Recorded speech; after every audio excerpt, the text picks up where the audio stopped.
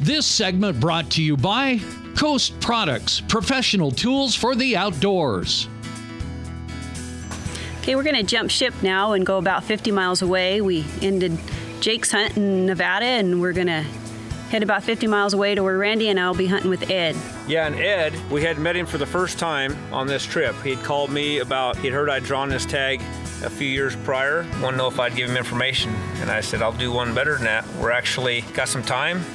We'd be more than happy to come down there and see if we can't get some of it on film. And so we drove into camp, met him for our first time, had a great time, and he's become a great friend and a hunting partner.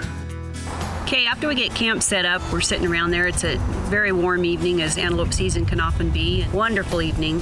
So they're going over the maps and figuring out the plan for the next day, and I start slinging some food together for dinner. And we just had a great evening that night. I don't know how many times you've been in the desert. When the sun starts going down, it just becomes beautiful. It cools down. We had a nice breeze. It was just a wonderful evening. This is Ed Boreo from Redmond, Oregon.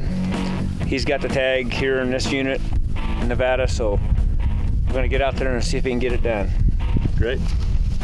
On this hunt, Candy is the camera person, camera lady, whatever you want to call it. So we get out there before daylight, we get up on this vantage point, and we're not there no time at all. And as the daylight starts to break, we see a nice buck, and he's coming around there, and he's a pretty decent buck. And so here it is, opening morning. First thing, we're only a half mile from the pickup. And Ed has to decide, am I gonna take this buck or am I gonna let it go?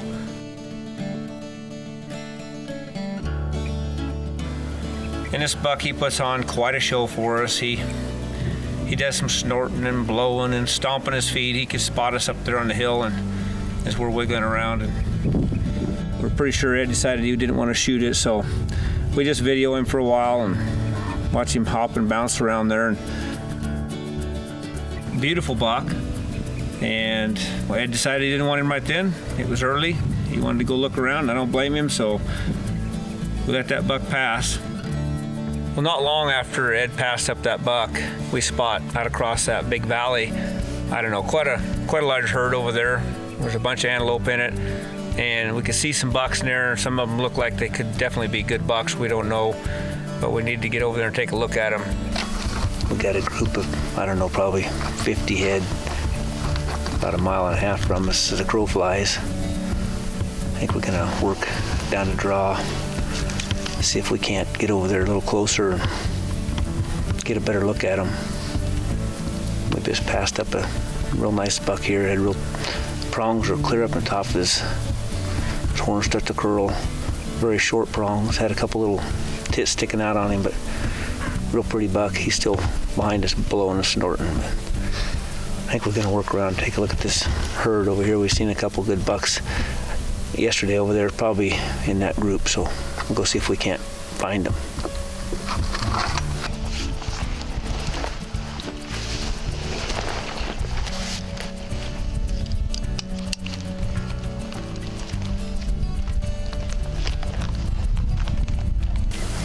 Okay, we've got probably 50 head up over in this little flat across the way. We're gonna go up this draw, head up the other draw, try to come in around behind them, see if we can get within close enough to see if there's a shooter buck in the bunch. If there is, and we'll do our best, unless we blow them out of Dodge, but we'll see what we can find. All right.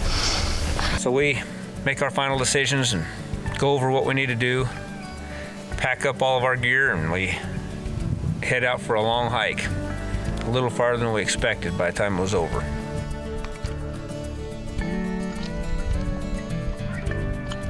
So off we go across the desert in the heat of the day.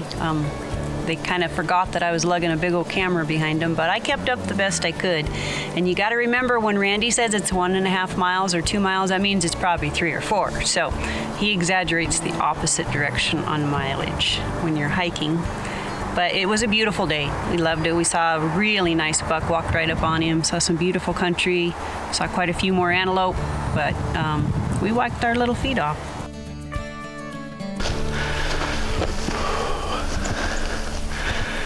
I think It's the hillside we were looking at, I think, right there. Getting closer. Yeah, I think it's up on, I think they're just over the top of that. It's probably a mile and a half, 2 miles around the way we got to go to get it. They're probably a mile from us straight across, but we got to go up another draw and around up this canyon and come in from the other side of them. That's where we started. We gotta be close. You warm enough yet? This is nothing. This is just the beginning. We get around over the other side there and we work up over the ridge, and boom, right away we run into a little herd that we hadn't seen. And there was a decent little buck there. I shouldn't say little, he is a pretty nice buck, but a buck that Ed decided he didn't want to take. He passed up on him because the big herd, we still hadn't got there yet. We only had a few hundred yards further to go to peek off in that basin, and so we sneak around there and stalk up on there, and sure enough, there they were, and there was a really dandy buck in there. I mean, a real quality buck. And remember to always follow us on Facebook and on Twitter At Facebook/Extreme Desire TV.